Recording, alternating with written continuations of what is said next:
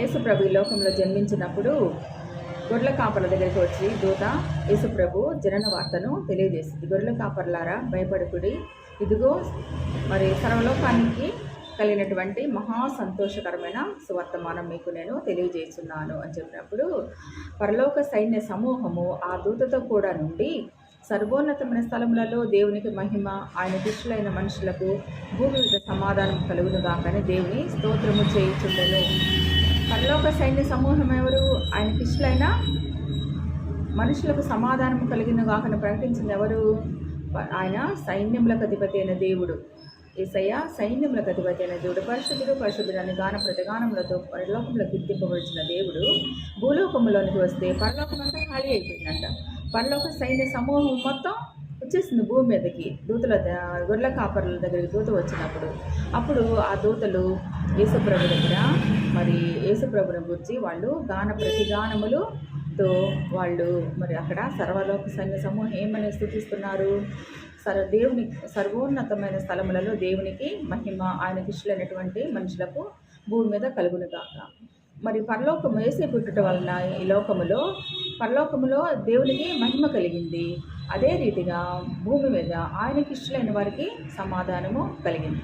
మరి యేసై పుట్టి 2000 సంవత్సరాలు అవుతుంది. మరి మనకి ఆ సమాధానం మనం పొందుకున్నామా? ఆ సమాధానం పొందుకోలేకపోతున్నామంటే కారణం మనం ఆయనకి ఇష్టలైన మనుషులుగా లేమేమో.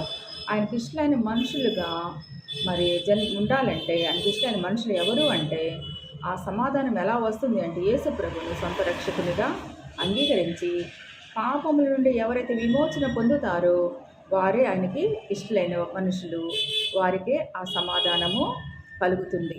మరి ఈ సమయంలో యేసుప్రభు ఈ లోకంలో జన్మించి మరి 2000 సంవత్సరాలు అవుతుంది. మనం ఇప్పుడు కూడా క్రిస్మస్ జరుపుకోబోతున్నాం. క్రిస్మస్ మెసేజ్లు ఎన్నో వింటున్నాం. క్రిస్మస్ని మరి ఇప్పుడే ప్రీ క్రిస్మస్లని మనం ఎన్నో ప్రోగ్రామ్స్ చేస్తున్నాం. కానీ మరి మన ఆ సమాధానాన్ని మనం పొందుకుంటున్నామా? దేవునికి ఇష్టమైన మనుషులుగా మనం ఉంటున్నామా? ఆచారబద్ధకంగా మనం మరి యాదృచ్ఛికంగా క్రిస్మస్ని మనం జరుపుతున్నామా అనేది మనం పరీక్షించుకొని ఏ పాపం మనల్ని వెంటాడుతుందో, ఏ పాపం మనల్ని బంధించి ఉంచిందో, మరి ఏ శరీరాశ, ఏ నేత్రాశ, ఏ జీవపు డంబము మనల్ని వెంటాడుతుందో, మరి అది ఏదైనా సరే నేడే మనం యేసయ్య పాదాల చెంత చేరి మన పాపాలకు పశ్చాత్తాపపడి నేడే యేసయ్యని మన హృదయంలో చేర్చుకొని మనము ఆయన పాదాల చెంత ఆ పాపాలను విడిచిపెట్టి పశ్చాత్తాపపడి ఆ సమాధానాన్ని పొందుకొని మరి యేసయ్యను హృదయంలో చేర్చుకొని సమాధానకర్త అయిన అధిపతిని మన హృదయంలో ఉంచుకొని సమాధానకరముగా దేవునికి ఇష్టమైన మనుషులము